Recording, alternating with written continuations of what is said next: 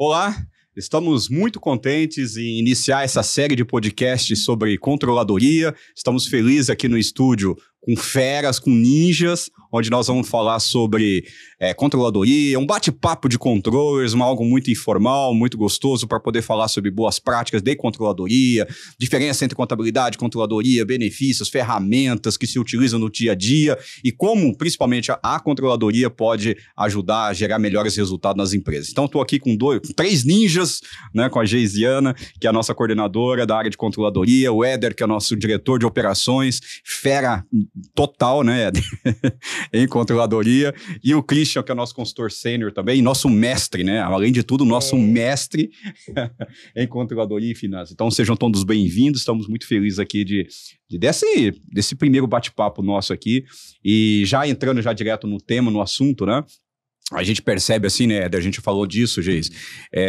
nas empresas que atendemos, principalmente em médias empresas, uma certa confusão entre o que é até onde vai o contador, né? Até onde é o trabalho dele e onde começa o da controladoria.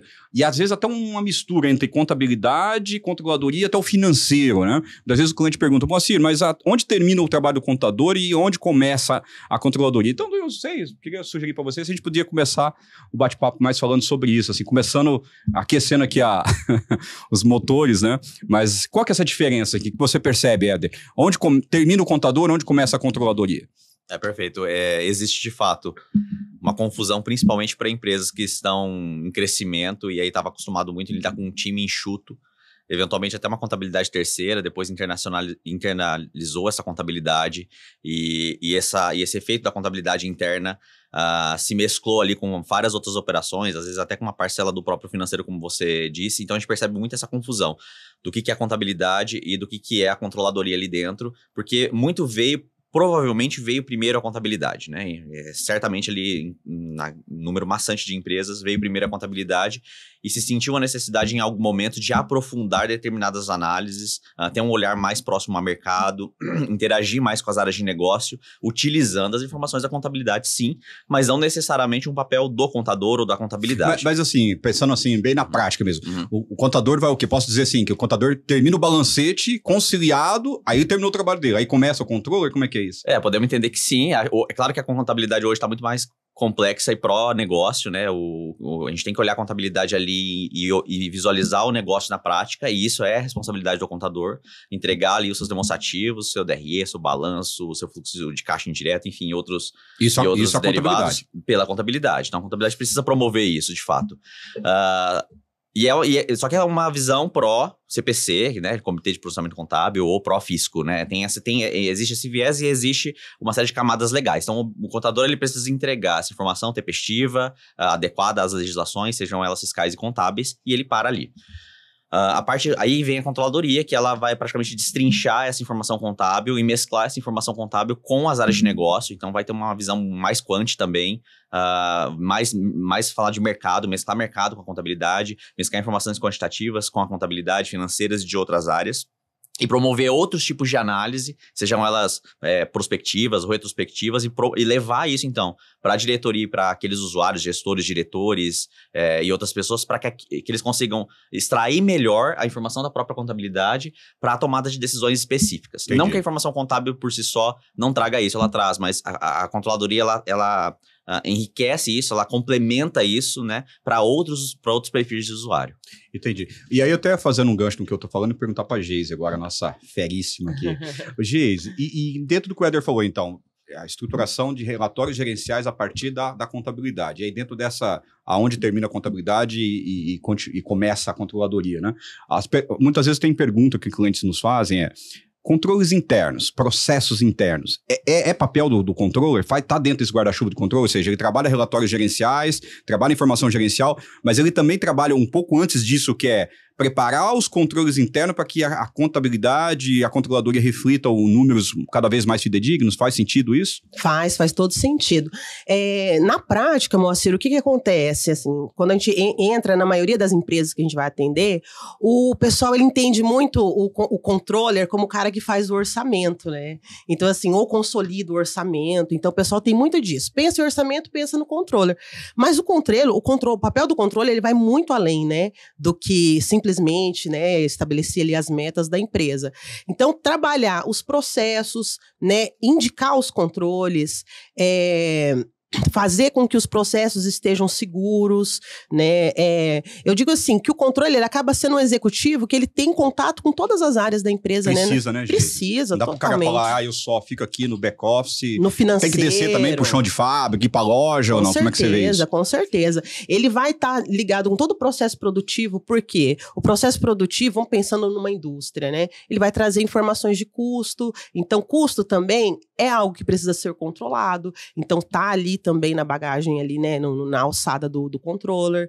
Os próprios processos administrativos, os processos jurídicos, os processos contábeis. Mas processo jurídico em que sentido, Geis? No sentido dele, tudo que está linkado com a operação. Então, assim, ele não vai fazer a parte jurídica em si, Sim. né? Mas, por exemplo, de que maneira nós vamos fazer o controle dos contratos da empresa? Seja com fornecedores, seja com clientes, né? Então, o controller, ele não vai executar, mas ele vai fazer, de fato, o controle, né, de tudo que está ligado com a operação da empresa.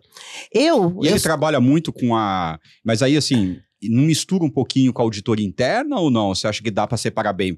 Porque, assim, às vezes é uma linha tênue, né? Contabilidade, controladoria, e aí falando de processo em si, né?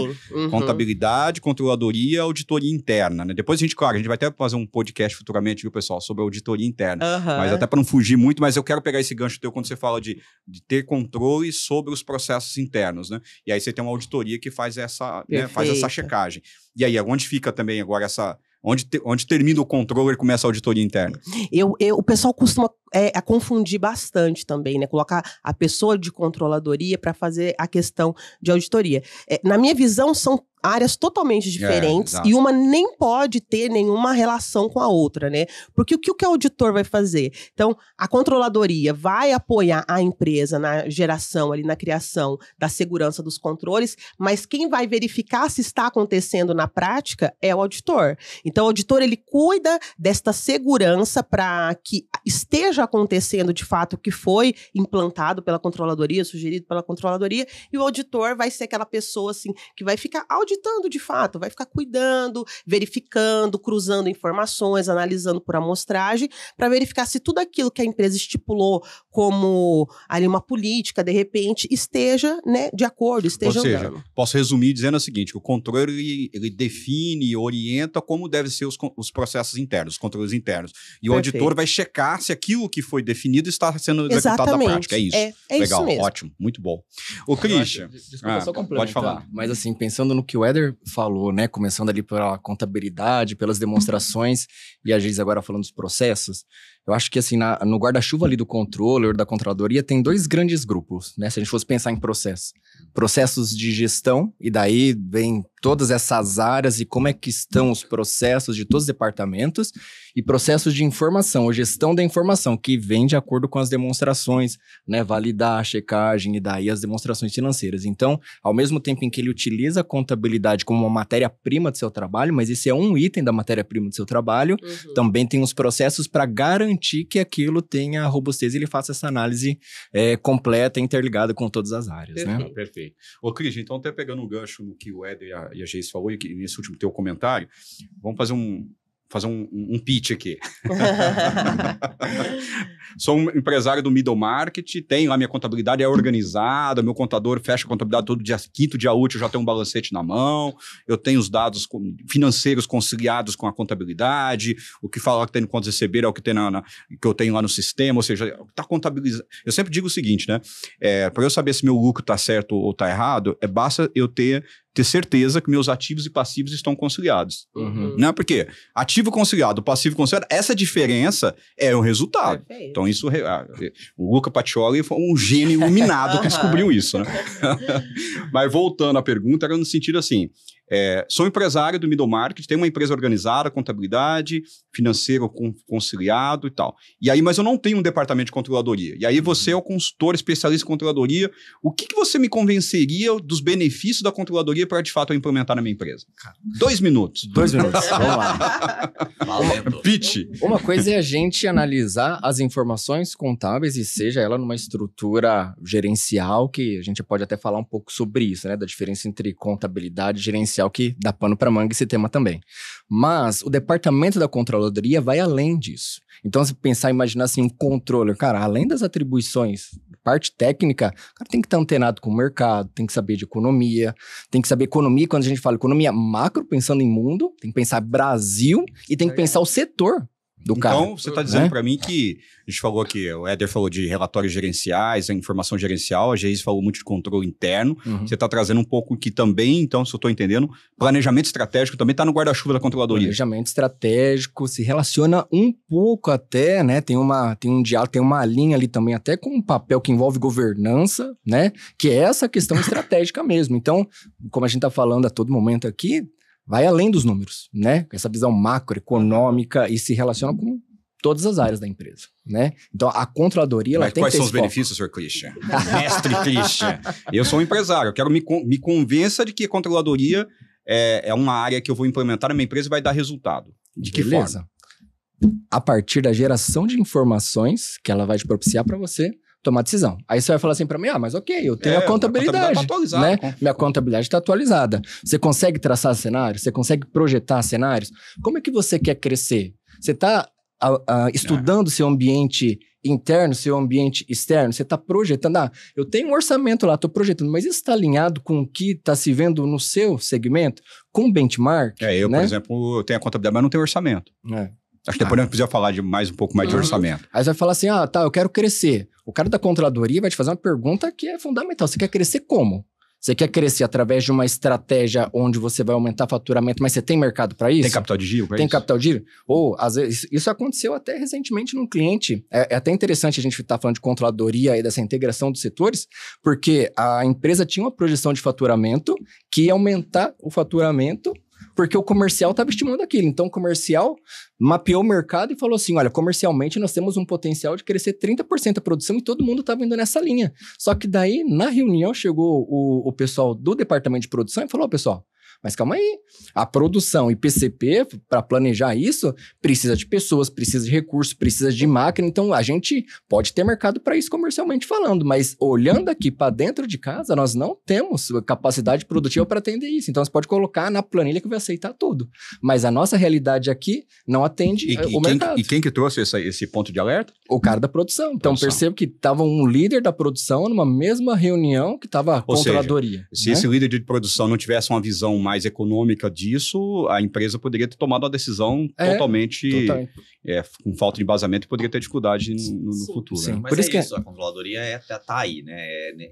Ser o elo que vai colocar discussões estratégicas como essa, mesclando aí mercado, mesclando orçamento com as áreas de negócio. Então, perceba que quem puxou esse tema junto à área de produção foi a controladoria, nesse exemplo que né, nós conhecemos bem. Então, ele promoveu essa discussão, uma discussão estratégica, pegou ali um pedaço de orçamento, mas olha que interessante, não estava tratando um orçamento fazendo dentro de casa, né? Estava olhando o mercado, estava olhando capacidade produtiva e as pessoas que respondiam por aquilo estavam ali. Então, a controladoria, ele vem como benefício justamente isso, sair um pouco de dentro de casa, olhar para fora, promover o elo aí entre os vários gestores e responsáveis pela empresa, de forma que as áreas de negócio realmente estejam atuantes ali. E sinceramente, até essa questão cultural de engajar, por exemplo, um gerente de produção, que a gente sabe que às vezes está ali muito focado na produção, é bastante complexo, há uma série de processos para seguir, mas de engajar, levar essa cultura a ponto de que esse gestor consiga participar e ter uma visão prospectiva do negócio, aonde vai interferir no processo dele, esse, por exemplo, é um dos benefícios de ter uma controladoria. Tá fazendo elo entre os gestores, tá promovendo a cultura dentro do negócio, tá olhando para o mercado e tá traçando ações que de fato vão impactar no negócio. Tô olhando o faturamento, vou faturar 30%. Sim, depois não consegue produzir para aqueles 30%. Não vai acontecer, não é factível. Então, essa solidez que traz a controladoria, essa cultura, esse ponto de ligamento são alguns dos benefícios da própria área. Exatamente. Mas dentro disso tudo que vocês estão falando, me parece que o controller ele tem que ter também uma certa autonomia, uma certa liberdade para poder... Ele não pode falar só o que as pessoas querem ouvir, né? Eu acho que é o cara que vai trazer uma racionalidade para essas conversas. E aí, no organograma, o controller reporta a quem?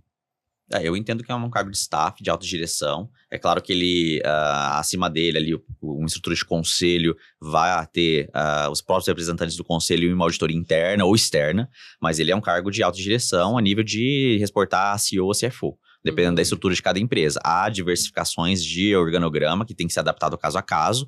Aquelas empresas do middle market, então, que nós temos ali a visão muito do sócio presente do negócio. Ou seja, ele tá no mínimo e tem que estar no mínimo de gerente. No mínimo, gerente acima de gerente, né? Mas tem que ser par. Acho que tem um ponto interessante aqui a gente falar sobre isso, estrutura de organograma, porque muitas vezes na prática, no dia a dia, a gente vê uma certa confusão em relação, assim, à autoridade da pessoa. O pessoal confunde e fala assim, não, o departamento da controladoria estabeleceu isso. Ele não decide, ele não decide, né? Ele não pode. Ele não decide. É. O controle não decide, ou decide. Não Ele decide. só orienta, né?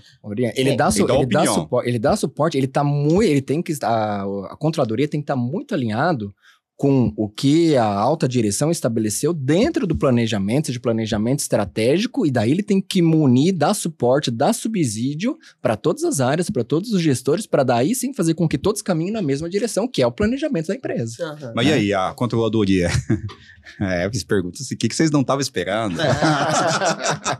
Eles acharam Essas que ia são seguir o que boas. tá escritinho aqui, né? Ixi, quando a gente tá na frente do cliente, vem perguntas de todo lado.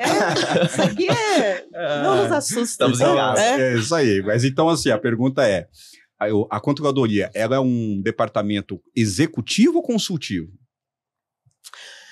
Olha, eu sou muito suspeita para falar de controladoria, porque, primeiro, eu sou apaixonada, né? Eu trabalho com controladoria há mais de 10 anos e eu gosto demais. E, na minha visão, é um departamento, né? Ou uma pessoa, não sei, ou uma consultoria que tem a capacidade de mudar o rumo da empresa, né? Por quê? Porque, assim, como os meninos trouxeram, é um departamento que ele vai analisar de maneira geral a empresa, tem um olhar para todos os departamentos, o que difere um pouco, por exemplo, o Éder comentou, o gestor lá da produção, ele está com foco na produção, e não está errado, né? Ele está certo. Óbvio que tem muita gente que tem um entendimento de que é um time só, né? Tá todo mundo no mesmo caminho. Mas você, querendo ou não, você vai focar ali na sua área. O controller, ele tem essa tendência de fazer a integração de todo mundo, né? De fazer a leitura de tudo, de cobrar, de incentivar, de motivar. Então, é um perfil maravilhoso de...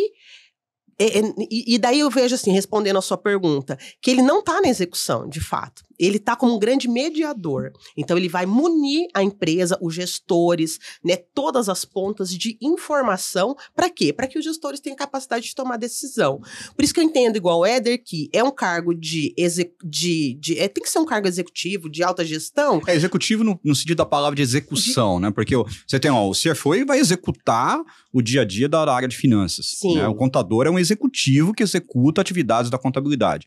A controladoria sempre diz, mas ele é um executivo... Não, eu quero dizer o seguinte, ele me parece, porque vocês estão falando, que ele está muito mais para consultivo do que executivo. Ele vai executar o que diz respeito à informação gerencial, tratamento de dados, Perfeito. Informações. Mas executivo do ponto de vista de executar a operação que vem do planejamento estratégico, parece que ele está muito mais, pelo que você está me falando, Geis, mais para consultivo do que para executivo, ou não? Vocês não concordam com isso? Eu acredito que seja isso mesmo. Ele é um departamento, né, um perfil que ele vai ter ali uma gama de informações muito grande e tem condições de direcionar todas as pessoas, né, ali de liderança, de gestão, para poder seguir o mesmo caminho, o mesmo rumo, né? E assim, uma coisa que eu vejo que é algo que assim, a gente recebe um feedback dos clientes falando, Geise, eu preciso de vocês aqui para tocar, para pegar os meus gestores e falar, vamos pessoal, é por aqui, e trazer sempre o assunto à tona, e puxar o pessoal para conversa, e trazer o tema.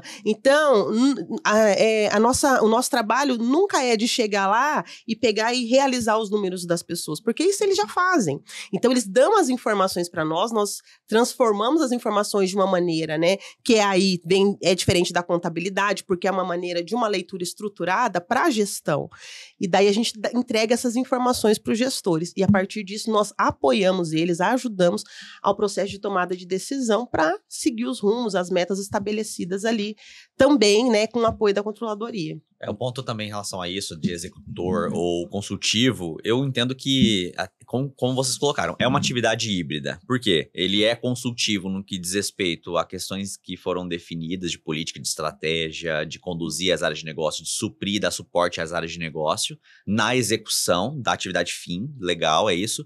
Mas se levar em consideração, a controladoria tem algumas atividades próprias também, né? Eventualmente algum estudo, foi definido alguns projetos específicos ali no planejamento estratégico que vai ficar ali sob o guarda-chuva da controladoria. Então eu entendo que ele é executor sobre esse prisma, de talvez executor de uma determinada análise, executor de um determinado projeto que envolve o desdobramento de controladoria. A gente vai falar de ferramentas de tecnologia e etc. Acho que isso está dentro de uma das responsabilidades da controladoria e, por consequência, ele se torna executor, ou o time se torna executor, e ele é consultivo porque ele não vai executar as áreas afins, as áreas do core business, né? É quase que então, nesse sentido, então, híbrido. Um híbrido, né? Eu poderia dizer. Exatamente. Sim, e um ponto bem importante, assim, na fala que eu estava ouvindo vocês falar, em relação ao controller, e vale muito isso para nós também na consultoria, né? Pelo menos no nosso modelo de negócio, que é não ser o pitaqueiro.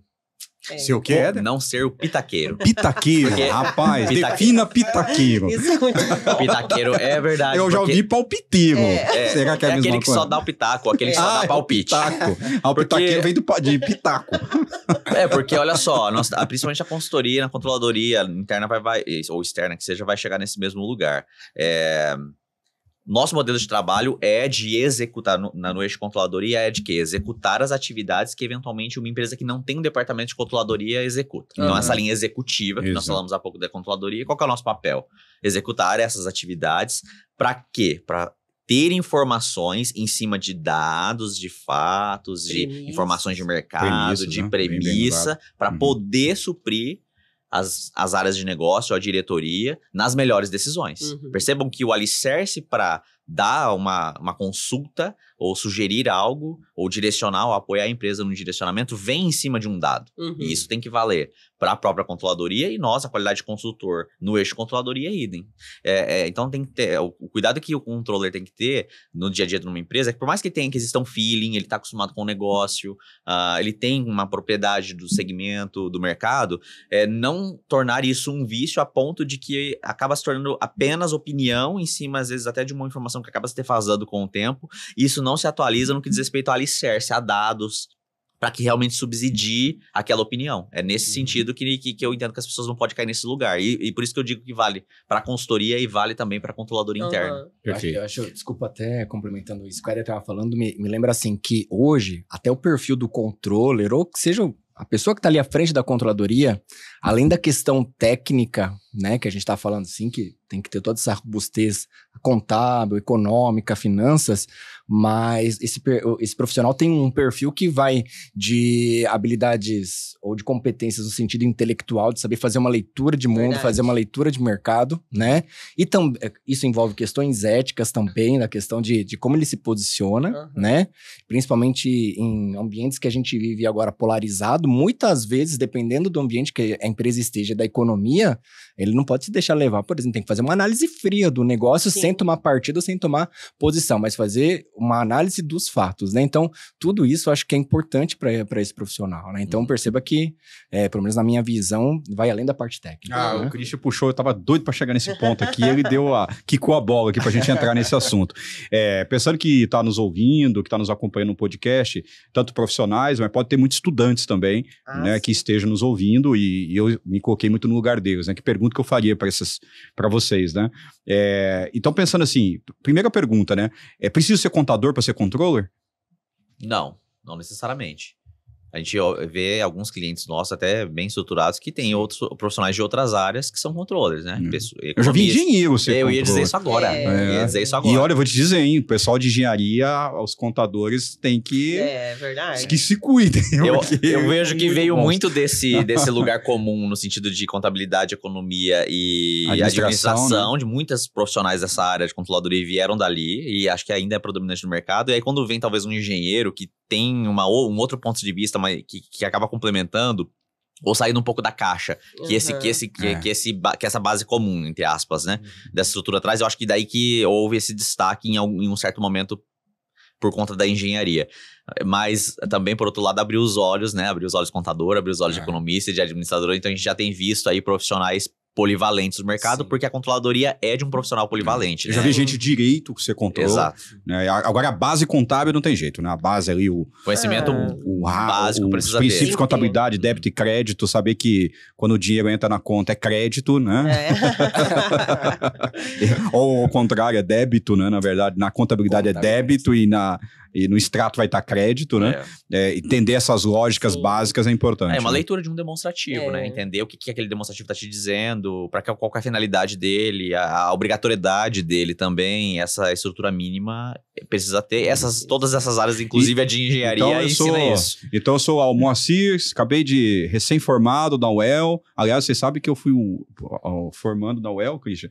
Última turma de 5 anos de contabilidade. Eu fiz 5 anos. Vocês fizeram tudo 4 anos. Isso existiu mesmo, então? Não, pouco tempo. Não faz muito tempo isso, né? 40 anos atrás. E eu estou no meu 5º ano de contabilidade, finalizando, e eu quero entrar na controladoria. O que vocês recomendariam de habilidades, conhecimentos que eu devo buscar para entrar no mercado de trabalho como me candidatar na vaga de controladoria? O que você sugere, Geise? Bom, por onde eu começo, assim, né? O que eu preciso estudar? Como qualquer outra área, eu acho que independente, assim, da área que você vai seguir, começa ali trabalhando, enquanto você está estudando, começa já a procurar alguma coisa na área, né? Pelo menos foi isso que eu ouvi muito quando eu estava estudando, né? Paga o pedágio. Tem que começar lá mesmo da base. Eu comecei no CIE, aliás, eu adoro CIE. Eu também. Sou estagiário de CIE. Também sou dessa época aí, moça. Quando eu comecei a ciências contábeis, o pessoal me falava muito, Geise, vai para a área, procura um escritório, procura alguma coisa da área para fazer. E foi o que eu fiz. Eu comecei bem lá na área de baixo, lá, trabalhando com controladoria. Mas já com controladoria ou já no departamento de controladoria? Era no departamento de controladoria, mas você foi bem aventurada. Foi privilegiada. Começou trabalhando no departamento de controladoria. Privilegiada. Mas assim, eu acredito que tem bastante coisa na área hoje. Então a tua dica busque uma atividade prática dentro da área. Acho que é isso. Área. E você, Éder, o que você colocaria de dica assim, para quem está começando olhando agora? Hoje, eu dividiria um pouco assim essa questão de treinamento, talvez em algumas frentes, né? A frente técnica, falando especificamente da frente técnica, e por mais que no dia a dia de hoje ele pode se tornar obsoleto com o tempo, mas tem uma base de Excel. Excel. O Excel. Mas Excel já numa versão que se comunica com uma Carry da vida, que se comunica com BI, e se você conseguir mesclar isso de alguma forma com inteligência artificial, vai ser esse o lugar que os formandos aqui em diante precisam olhar. Boa dica.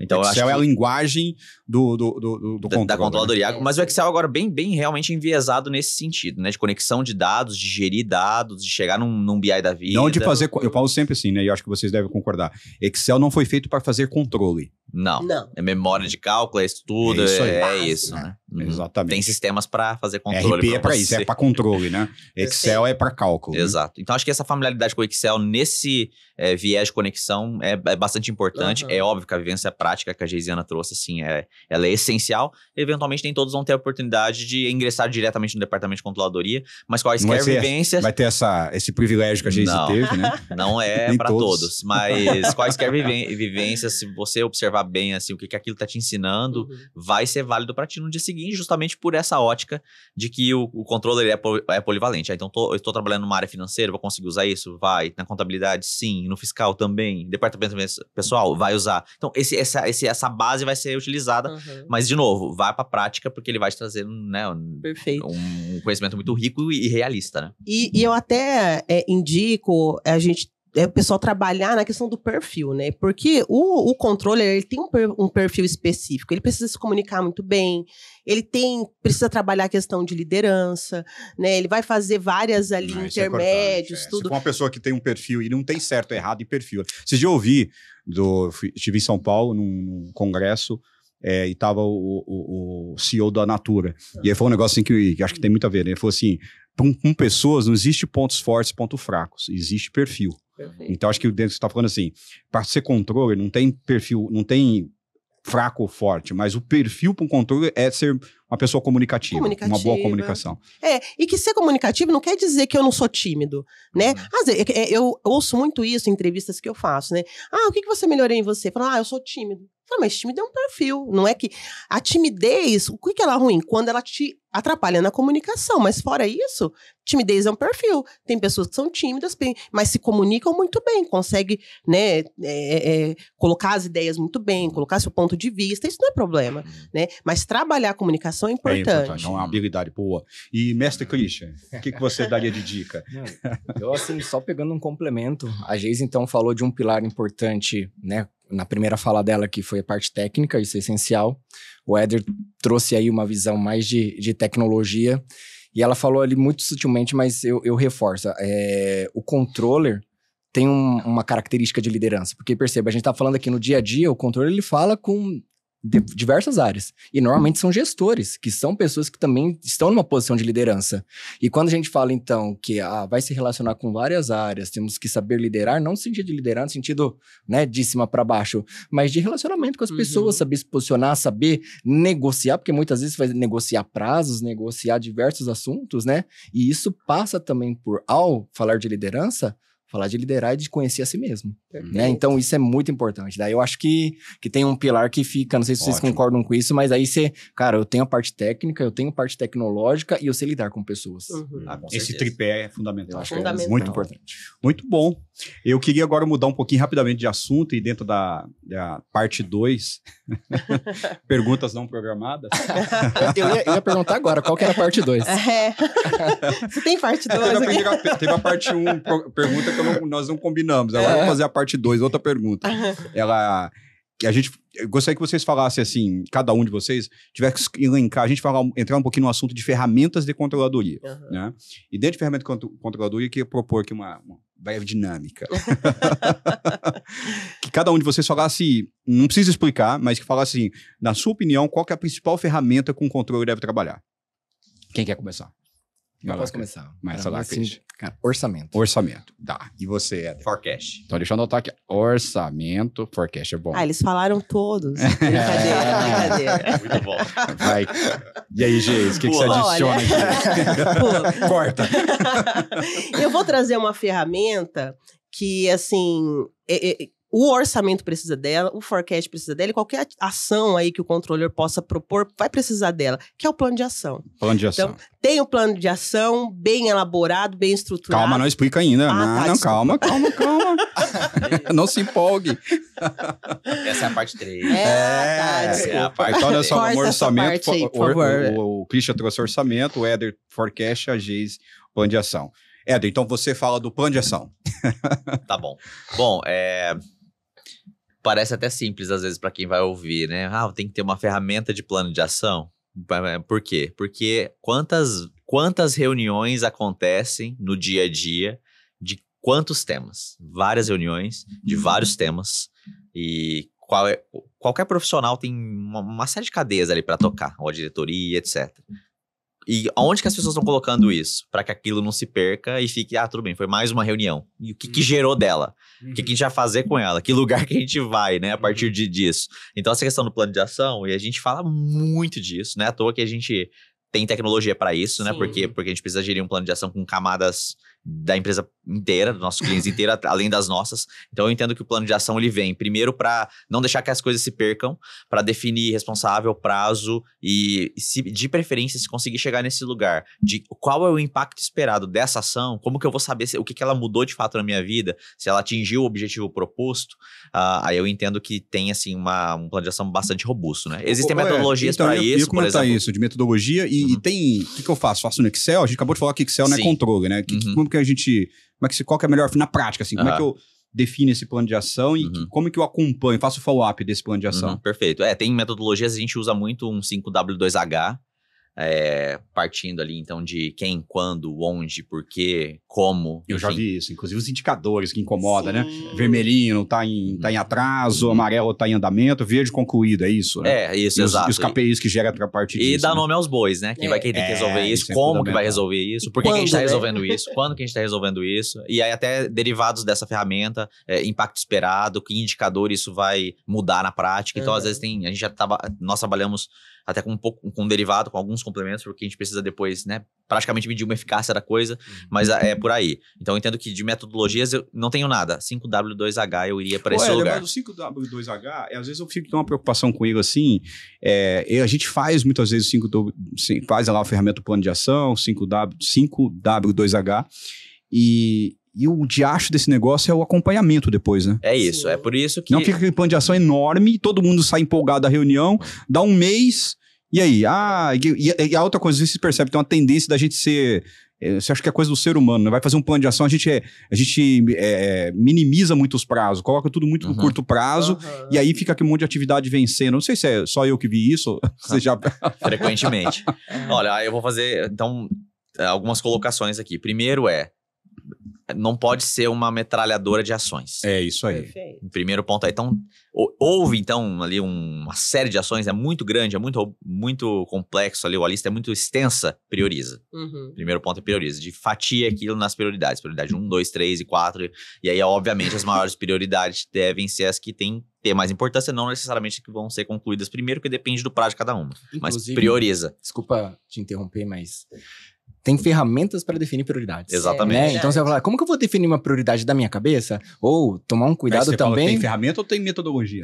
Tem sim. Tem os dois. Tem os dois. Tem os porque, dois. por exemplo, tem uma ferramenta que até nós utilizamos no dia a dia, que é muito parecido com aquela matriz SWOT, onde nos dois eixos do gráfico, imaginando o gráfico do SWOT, você coloca em um eixo qual que é a relevância daquele tema para o projeto. Essa matriz é top. Né? Então, qual que é a relevância daquilo e como nós estamos performando, né, naquilo. E aí, através dos 4 quadrantes que vai dar nessa matriz, a gente estabelece prioridades, porque na prática esse quadro falou. Ou seja, faz isso antes, até depois definir o plano de ação. E o plano de ação começa por essa ordem, é isso? Vou definir o plano de ação, ele vai ter uma quantidade de ações só considerável. Só voltar um pouquinho antes. Quando a gente fala plano de ação, a gente está falando plano de ação do departamento de controladoria ou é o plano de ação que o controller está trabalhando em cada um dos departamentos da empresa? Então, nós podemos ter diversos.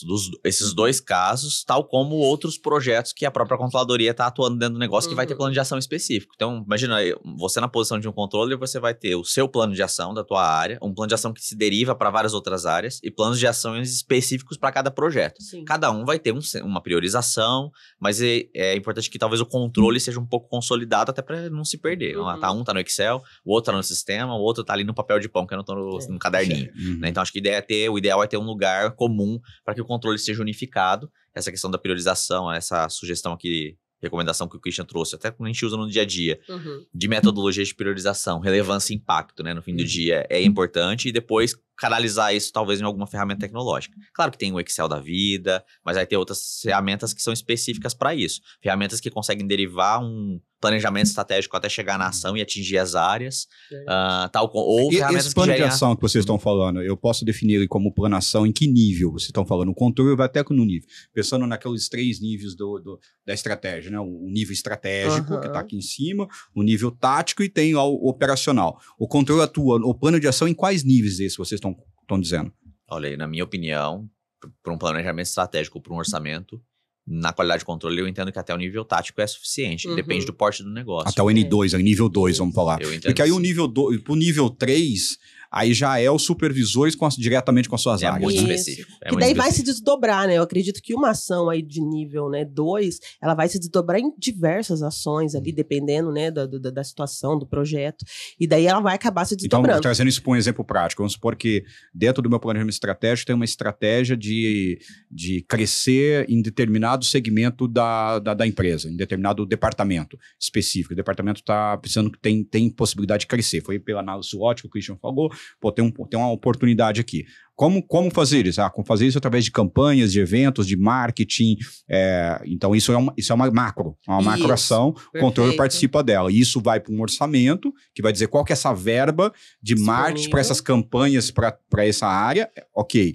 E aí, o nível 2 é quando vai fazer isso, quem vai fazer isso, qual é a verba. Isso está no nível 2. O nível 3 é o gerente já dizer lá para o sua área de marketing, os seus analistas, os vendedores, que dia vão fazer, quais são os clientes que nós vamos convidar, qual que é a propaganda de rádio que nós vamos vincular, isso. Então, isso o mesmo. nível do controle vai estar um nível 2 aqui, que é quanto vai ser e o forecast disso, a verba disso, é isso? Assim, trazendo um pouquinho de exemplo. Sim. pode ser traduzido dessa forma. E também fazer, né, esse intermédio aí junto com os gestores, falar, vamos disseminar essa ideia. Mas aí o papel do controller, só voltando no papel dele, ele então tem um plano de ação, desdobrou do planejamento estratégico, né, tem os objetivos, as metas e tem um plano de ação. Vocês estão dizendo que o controller tem o dever de dar o suporte para as áreas em relação à execução do plano de ação, é isso? Sim, e sinceramente... E o acompanhamento, pelo que eu estou entendendo, o controle do plano de ação, exatamente. É isso? Só para ficar bem claro para quem está ouvindo. Né, exatamente isso. Ele que tem que ser responsável por canalizar e puxar os gestores em cima das suas responsabilidades. Pode ter tecnologia ali que vai disparar as ações automaticamente para cada um, sinalizar se chegando no prazo ou não, indicador para ver se a coisa tá andando ou não. Mas quem canaliza e puxa isso é o controller. Isso, assim, que eu falei, né? Que às vezes a gente faz lá muita ação no curto prazo e aí tem aquela frustração de quando vai ver... Como não ter essa surpresa negativa, assim? Tem alguma dica que vocês dão em relação à gestão do plano de ação de forma que realmente ele seja efetivo, seja atingível, tudo aquilo? Eu falo que todo controle ele precisa vender ideia também, né? Então não adianta chegar e falar, olha pessoal, nós vamos fazer mais um projeto e tal. Então tem que chegar lá e falar das mudanças, o que o projeto vai ocasionar e tal. Então ele precisa vender uma ideia, motivar o pessoal para fazer, e não deixar de acompanhar.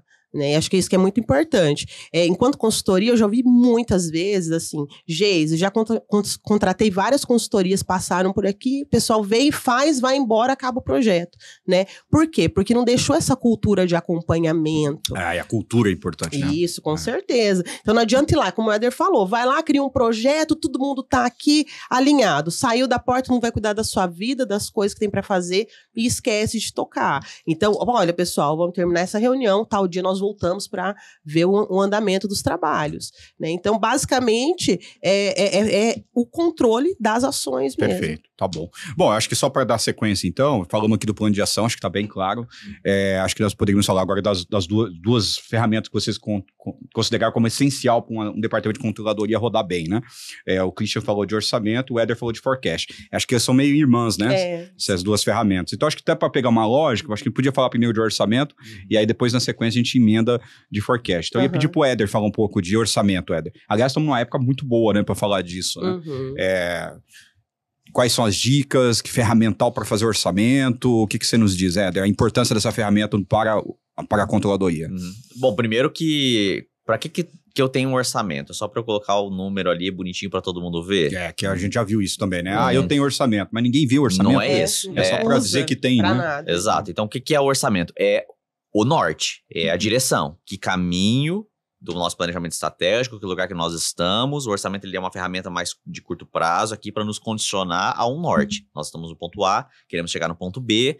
Claro que tem uma situação mercadológica, de controle interno da empresa, como que nós chegamos do ponto A ao B e o que isso vai acontecer no meio do caminho. O orçamento ele vai direcionar o nosso ponto B e um desdobramento ali de acordo com a frequência que a empresa entender. Usualmente, mais frequentemente, são orçamentos anuais com divisões mensais, de acordo com o ano de cada empresa, né? Porque existem sazonalidades específicas. Então, o primeiro ponto é para isso que ele existe. Então, partindo desse pressuposto de que ele é o norte, ele precisa ser construído em cima de informações de mercado, informações internas, existem várias metodologias para isso, empresas que partem de um ambiente base zero, olhando o mercado e reconstruindo o orçamento, quase que fazendo um plano de negócios e vendo onde a empresa está nisso e o que ela precisa fazer para mudar, ou mesclando um pouco ali, pegando informações de mercado e colocando isso ali na linha da estrutura da empresa que já existe, o que ela precisa ajustar e calibrar para atingir essa melhor prática. Então, terão várias ferramentas e metodologias, na verdade, para se construir um orçamento. Uma vez construído esse orçamento, é óbvio que vai ter algumas variações, por isso que se sugere que tenha cenários de orçamento. Então, estamos trabalhando aqui num cenário central, que é onde os dados, as premissas e as informações que nós temos tendem a nos levar, mas se a gente tiver aqui um cenário um pouco mais favorável, uma premissa mais arrojada, um ambiente um pouco mais de expansão, como que a gente chega num cenário mais otimista, ou se alguma situação de risco, algum ponto de alerta se concretizar, para que caminho que a empresa tende a ir e o que a gente vai fazer se essas duas outras variações de orçamento acontecer. Então, eu entendo que esse é o propósito do orçamento. O Éder, às vezes já aconteceu assim de eu falar com algum controller e fazer essa pergunta: você tem orçamento? Tenho, claro que eu tenho, tá aqui. Então deixa eu ver teu orçamento. Aí o cara me traz um DRE. E aí, orçamento é só DRE? Olha, não é. Uma projeção de DRE pois ali. Isso é muito frequente, né? De olhar especialmente, exclusivamente... Porque DRE não responde tudo, Ele né? responde a visão econômica. É uma visão econômica. E Exatamente. O que você fala sobre isso? Penso assim, tem que ter a DRE, mais que a DRE, eu entendo que tem que ter uma DRE segmentada, então se você tem centro de custos, se você tem unidade de negócio, então ela tem que estar bem segmentada para atingir de fato o responsável que cuida daquela área, então você tem que ter ela bem fracionada para que cada quadrante dessa DRE, se for uma visão matricial, ou cada estrutura vertical dessa DRE esteja com responsáveis bem definidos, porque daí você entende que tem alguém cuidando daquela fatia que está proposta, é uma fatia que, somada às outras, vai chegar no todo, lembrando que é o nosso norte. Então, uma DRE é importante? Sim, não só uma DRE consolidada. Mas você tem que observar que, tá bom, para eu fazer esse determinado número, aí você olha, pegando o exemplo do Christian, vou projetar aqui um faturamento de 30%, tem mercado, vou conseguir produzir, excelente, bom para todo mundo. Aí, sem olhar a perspectiva, por exemplo, de capital de giro, às vezes você não vai ter tração financeira para poder concretizar aquele número. Então, já começa por aí. Então, então tem que olhar a DRE, mas eu tenho que olhar também a necessidade de capital de giro. NCG é fundamental. Exato. Né? Então... Para não acontecer que o Christian comentou, né? Tem traves, exato. Ali foi a questão produtiva, mas podia ser a questão financeira. Não, a necessidade de capital de giro do próprio negócio tá bacana, ela sustenta esse orçamento. Ok, então, ou não, ou tem uma lacuna ali. Mas o próprio negócio não consegue pagar, mas eu consigo financiar essa operação de uma outra forma. Opa, então você precisa projetar um balanço com as outras informações. Você já tá falando no terceiro demonstração. Você falou DRE, NCG. Agora a gente tá falando de balanço, que daí vai traduzir origem, destinação de recursos, outros pontos que não foram discutidos na NCG e também reinvestimento. Perfeito. Então, o que eu vou colocar de energia e de recurso aqui num CAPEX, né? Sim. No seu imobilizado, na estrutura fixa da empresa. E às vezes até na nossa estrutura de trabalho, o CAPEX, inclusive, é uma peça separada, né? E só para fechar aqui, outros dois últimos pontos que eu entendo que tem que ter é fluxo de caixa, no mínimo um fluxo de caixa de forma direta. Fundamental. E por fim, indicadores. Então, como você traduz aquele monte de número... Como você traduz isso em pontos específicos, fácil e rápido de observar? Só voltando um pouquinho no fluxo de caixa. Sim. Método direto, indireto? Eu penso que para uma visão de médio prazo, médio e longo prazo, o método direto não é a melhor ferramenta para isso, porque você vai começar a entrar numa subjetividade muito grande. Só, sem querer dar aula, né? Mas falar método direto e indireto, qual é a diferença? Sem dar aula, hein, professor? Tá bom, vamos lá. O método indireto, então... Ele parte do lucro, é como se fosse uma conciliação do lucro que a gente vai encontrar lá na DRE, com o resultado econômico, e fala como que esse lucro se converteu no caixa. Porque entre o lucro da DRE até chegar no caixa, a gente tem diversas atividades. O Éder falou, investimentos, que é o CAPEX, né? Uma empresa eventualmente que tem alguma operação financeira, empréstimo ou parcelamento tributário, tudo isso, ele não vai aparecer na DRE no momento de orçamento. Então, quando a gente coloca no caixa, então é como se fosse uma conciliação, justamente partindo do lucro líquido, né? Então você está dizendo o seguinte, o método direto, eu respondo aqui a pergunta que o empresário muitas vezes faz. Deu lucro, onde está o lucro? Perfeito. Onde está o lucro é o método direto. Ou não, indireto. O direto é o que eu tenho para pagar, o que tem para receber. Exatamente.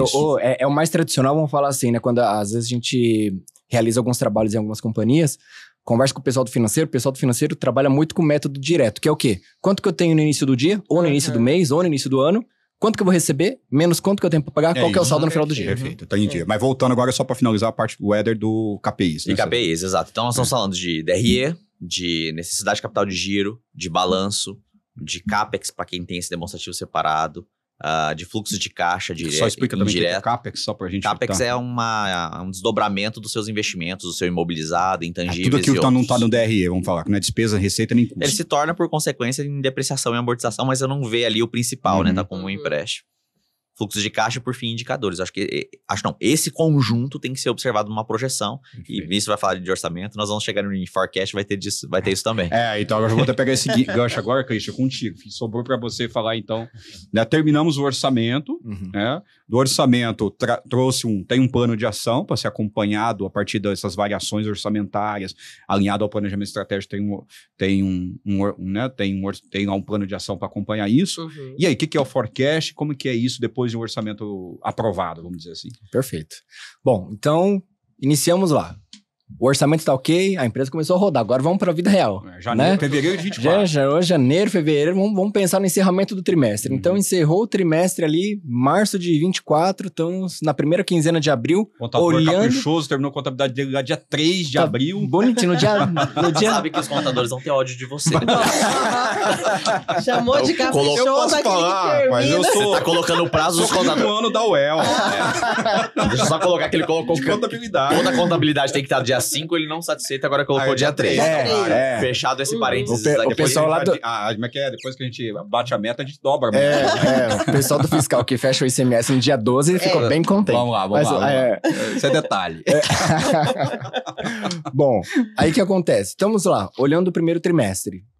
A gente vai ter o orçamento na mão, aquele inicial, tem o realizado. Como é que se comportou? O Éder falou algo interessante que eu gosto de fazer uma analogia, sempre seja com GPS, seja com controle de avião, aquele painel cheio de indicadores, mas ele falou assim, olha, o orçamento estamos no ponto A e o nosso orçamento nos diz que vamos chegar no ponto B.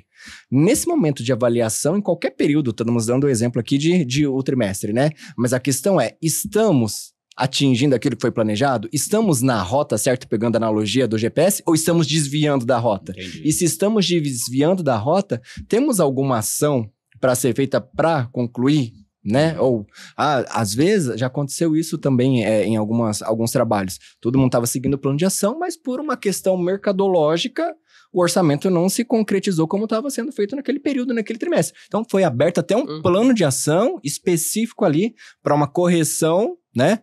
Porque a empresa estava passando por um período de turbulência. Vamos falar da analogia, já que a gente está falando de veículos aí, né? Então, nesse período de turbulência, qual que é a técnica? Em que a gente vai mirar, né? O que a gente vai fazer? O que nós não vamos fazer? Porque, às vezes, está planejado um dispêndio ali, um gasto de imobilizado. Opa, mas nesse momento nós não vamos fazer isso porque aquela receita não veio. Então, vamos segurar. Então, esse é o forecast. E o forecast, justamente, pensando aqui, traduzindo isso com orçamento, ok, se tudo... Ok, estamos no primeiro trimestre. O primeiro trimestre encerrou assim.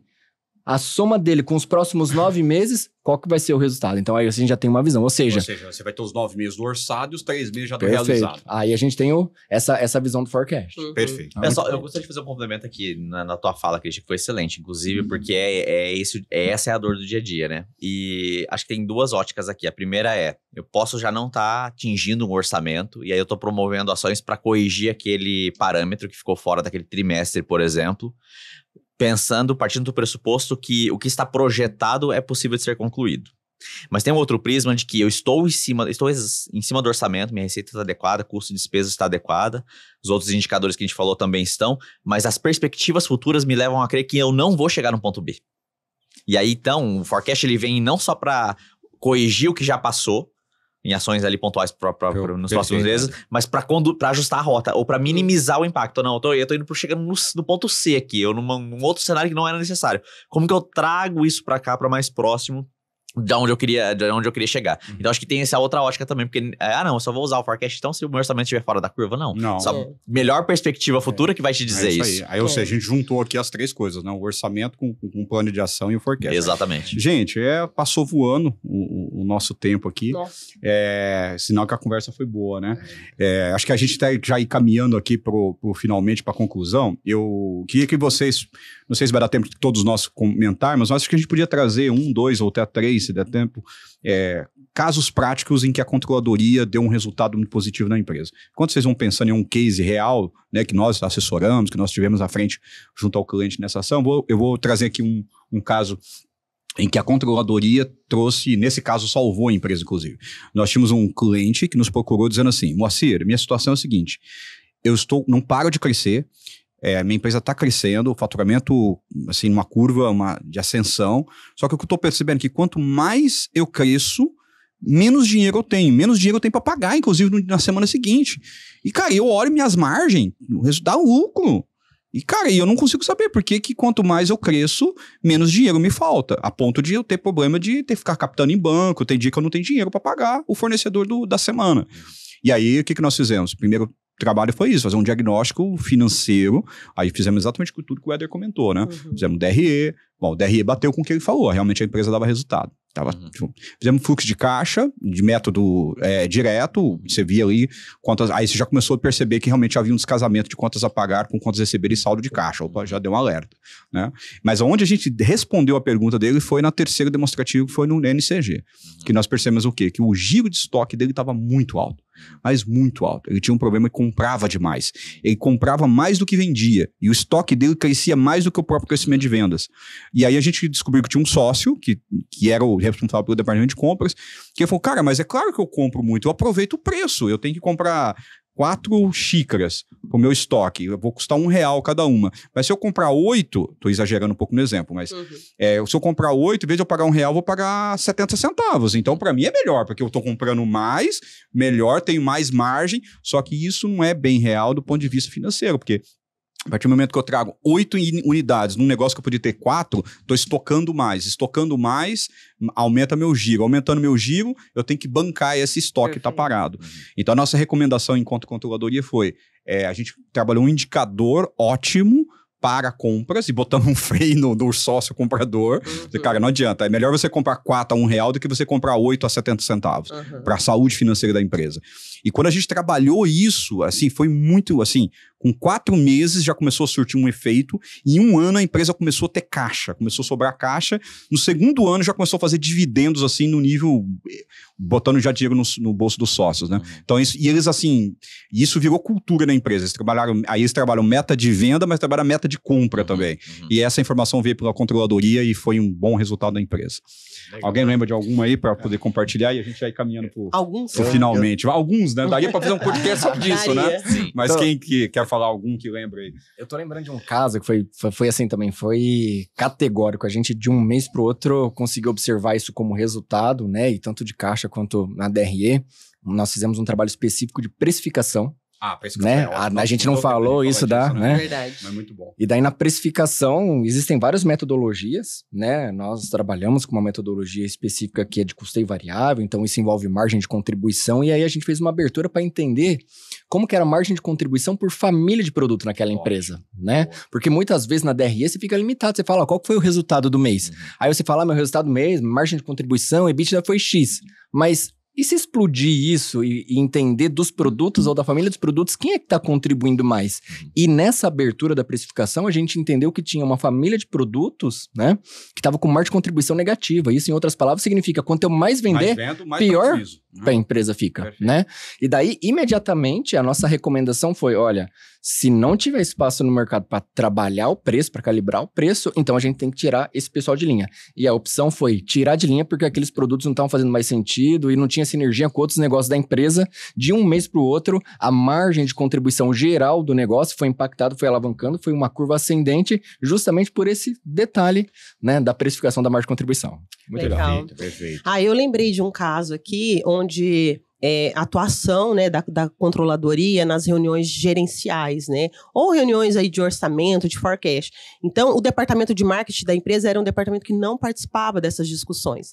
E nós, né, ao chegar assim para trazer as discussões da empresa, falando, não, vamos chamar o departamento de marketing, trazer alguns indicadores da área e tal. E nós trouxemos, dentro de uns 3 meses, o marketing estava todo estruturado já no novo processo de gestão, lendo indicadores, trazendo os indicadores para a reunião. E, através dos indicadores, eles identificaram ali alguns momentos que os clientes acessavam mais as redes sociais, ou de leads, ou de retorno dos clientes, ou como contatar. E eu sei que teve uma ação do marketing nesse momento que aumentou drasticamente o faturamento deles por conta das ações que a controladoria trouxe ali para discussão. E daí o dono mesmo falou, Geise, foi através dos controles da reunião que nós tivemos aqui. Eu falei, poxa, legal, porque é uma ação imediata. Foi algo que eles fizeram um programa num mês, esse mesmo mês trouxe aí um retorno para eles expressivo, né? Perfeito. Bom, Éder, já indo para as considerações finais, né? Eu sei que você talvez teria até mais uma boa história para contar. Vamos deixar quem está nos ouvindo curioso para um próximo podcast. Várias histórias. Então, caminhando assim para as considerações finais, primeiramente agradecer vocês por essa disponibilidade. O bate-papo aqui foi delicioso. Espero que quem esteja nos ouvindo, acompanhando, goste, faça os comentários, né? Mas, Éder, tem algum resumo que a gente poderia falar desse bate-papo? Alguma coisa que você gostaria de enfatizar para a gente como consideração final? O resumo é, olhe com carinho a sua estrutura, você empresário ou você que quer ingressar nesse mercado, mas principalmente ali você empresário, olhe com carinho a sua estrutura. Se você já tem uma equipe ou um departamento de controladoria, converse com a sua equipe, reorganize ali eventualmente o papel dessas pessoas, verifica se às vezes você não está tendo uma exigência ou colocando a controladoria para gastar energia em algum ponto que destoa muito do que é o propósito dela, que a gente falou bastante aqui, e às vezes a gente está até deixando o dinheiro na mesa, assim, por conta dessa falta de foco aqui, né? Então acho que eu olhe com carinho isso. Você, controller, se tem algum insight que foi trazido aqui no nosso papo. Eu tô fazendo uma projeção orçamentária mais a título de visão econômica, talvez como olhar os outros demonstrativos. Olhe isso também, e também tem muita coisa, muita ferramenta de mercado, muita tecnologia. Olhe, aproveite isso e tenha algum insight para trazer isso para tua operação. E por fim, você que quer ingressar aí no mercado de trabalho como a Geise, a gente falou nesse capítulo, tem uma série de dicas aqui, então ouça com carinho, porque tem bastante coisa valiosa que, pelo menos no meu tempo, ninguém veio me avisar. É verdade. Aproveite isso. E aquilo também, né, Éder, citando Sêneca, né? Pra quem não sabe onde quer chegar, qualquer caminho serve. É isso aí, né? gente. Muito bom. E, Christian, suas considerações finais, o que você tem um resumo aí, um rápido resumo de tudo que nós falamos que você gostaria de enfatizar? Olha, eu tenho uma frase que eu tenho carregado, tenho até falado em alguns clientes, né? Porque muita gente olha o resultado econômico, DRE, olha EBITDA, olha lucro líquido, mas isso não vai para o caixa. Então, eu tenho frisado bastante com os clientes que, assim, você pode ter um negócio lucrativo, mas falido. Então, a gente tem que ter muito cuidado com o caixa. O caixa é rei. Então, o caixa é rei, essa né? máxima. Tem várias caixas. O lucro é rei e o caixa é rainha. Né? Tem aquela outra também que a gente falava. Os dois estão na realeza, pronto.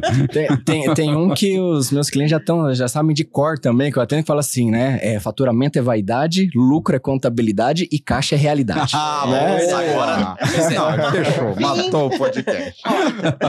Obrigado, Christian, muito obrigado. Geise, suas considerações finais. Olha, falar principalmente o pessoal que está começando aí, ou que tem interesse em atuar na controladoria. Pessoal, uma área dinâmica, mas assim, que eu vejo como futuro aí na área de gestão e contabilidade, né? Então, assim, venham, trabalhem. A Geise é muito estratégica, né? Ela já tá aproveitando esse finalzinho para dizer o que ela tá precisando. Porque a Velo tem crescido muito nessa área, como consultoria em controladoria. Estamos aumentando cada vez mais nosso time, né, de controllers. E ela já aproveitou para trazer talentos. Me procure no LinkedIn. Boa, muito bom. Bom, do meu lado aqui também, agradecer mais uma vez. É uma satisfação bater papo com gente tão inteligente como vocês. E eu vejo assim que a controladoria, para a gente encerrar, tem muito a ver com o que a gente fala no nosso slogan do Grupo Velo, né? A controladoria, de fato, ela vai proporcionar uma gestão eficiente e resultados sustentáveis. Então, acho que é isso, né? Quem busca isso, invista em controladoria. Com certeza. Certo, gente? Obrigado vocês. Até mais. Nos curtem e acompanhem nossas redes sociais.